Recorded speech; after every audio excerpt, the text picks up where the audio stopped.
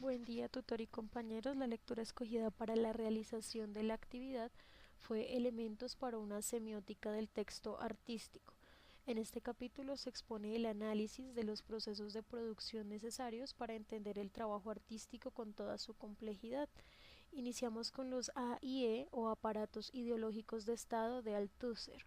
Las ideologías, según él, no son abstracciones teóricas, sino que se manifiestan en la vida social de modo material, objetivo y concreto. Están unidas a actitudes y prácticas de conducta reguladas por ritos y códigos perfectamente materiales, definidos en cuanto tales por las instituciones en que se insertan. Ejemplo de ello, la supuesta naturaleza femenina, como es materializada en la vida social actual, con sus prejuicios y su desigualdad, volviendo a la mujer socialmente menos que el hombre y haciéndola ver como un bien material a quien se le quita o da valor de acuerdo a ciertas características establecidas moral y socialmente. Hablamos entonces de una ideología dominante en donde el conjunto de elementos cuyos orígenes y cuyo sentido parecían puramente individuales responden sin embargo a una lógica que les excede, una lógica coherente y muy eficaz situada históricamente dentro de una formación social de clase determinada.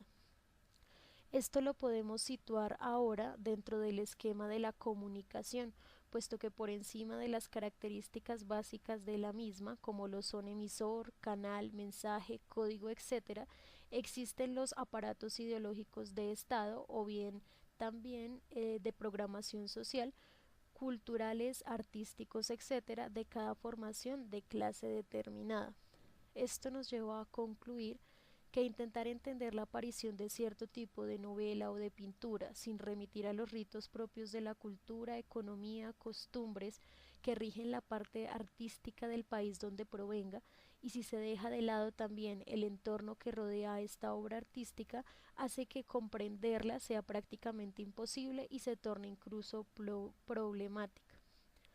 Por otro lado, la programación social de Ross y Landy nos indica que factores naturales se presentan siempre a través de dimensiones sociales o cualquier otro elemento del comportamiento humano están de un modo u otro programados. Incluso en los casos más fortuitos o imprevisibles nos podemos referir a determinado tipo de programación social, sino en lo que respecta a la predicción precisa y exacta del hecho, sí a sus antecedentes y a sus consecuencias. Rossi Landing llega a formular una tripartición de las posibles programaciones sociales. La primera es la programación de modos de producción, entendidas como la suma de las fuerzas productivas y de las relaciones de producción. La segunda, las programaciones de las ideologías, planificaciones sociales de tipo general a largo plazo, en donde se sitúan los desarrollos superestructurales. Y la tercera, las de los programas de la comunicación, sea de la comunicación verbal o no verbal, y en las que también hallamos desarrollos superestructurales. Es imprescindible la compresencia de los tres niveles, pues es precisamente ella la que nos permite estudiar y contextualizar una obra. Se analiza la obra a través de los diferentes niveles o tipos de comunicación, permitiendo esto que en cada uno de los canales se tomen los elementos de la obra que representarían cada nivel. La obra, después de este análisis, quedará contextualizada en una concepción del mundo predeterminada que permitirá definir a su vez su posición en el nivel comunicativo y lingüístico. Es una cadena en la que un aspecto característico de la obra define inmediatamente cuál es el nivel comunicativo de ésta, y este nivel determinará los demás niveles sociales, ideológicos, culturales a los que pertenecerá dicha obra. Tenemos por otro lado el discurso artístico. El texto es un sistema comunicativo y que en consecuencia contiene y transmite información.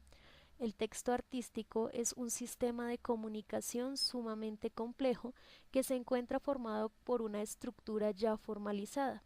Esta estructura ya existente no puede existir dentro de otras, por este motivo el lenguaje que se utilice para intentar explicar el arte Solo podrá explicar el funcionamiento de éste o sus resultados, pero jamás podrá asumirlo o suplantarlo.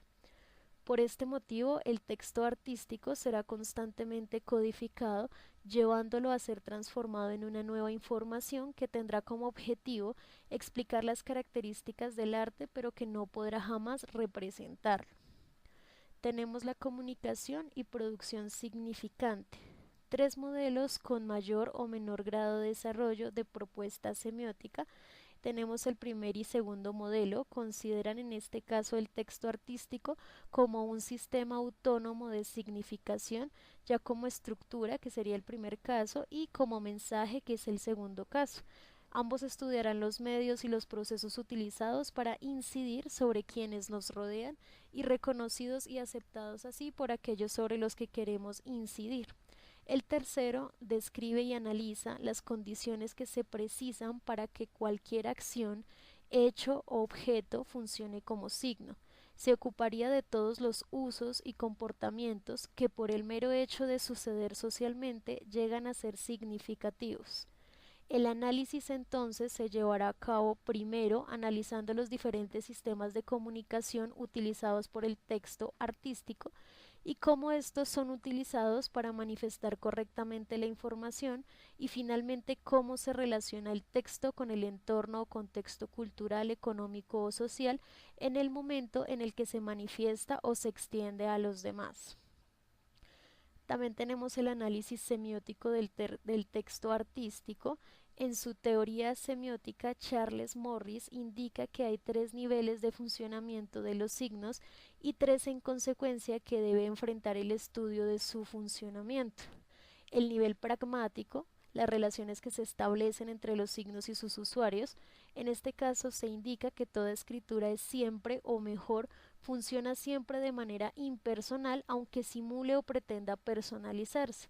En este caso se habla de que el arte, para ser comprendido y que pueda llegar al público, debe ser manifestado a través de códigos que sean comprendidos por el usuario.